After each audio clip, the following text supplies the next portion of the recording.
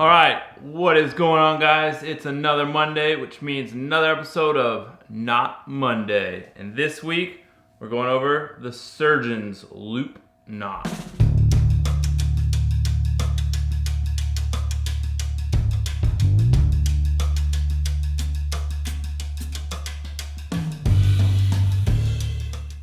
Now, the surgeon's loop knot is a knot that can be put into the end of a line to make a loop-to-loop connection, much in the same way that a perfection loop can be put into a line to make a loop-to-loop connection.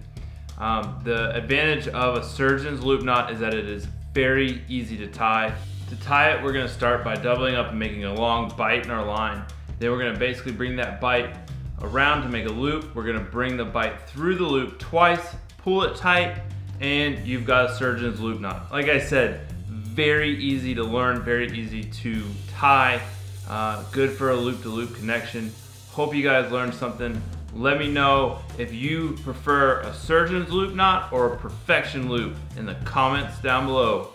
And I will see you guys Wednesday.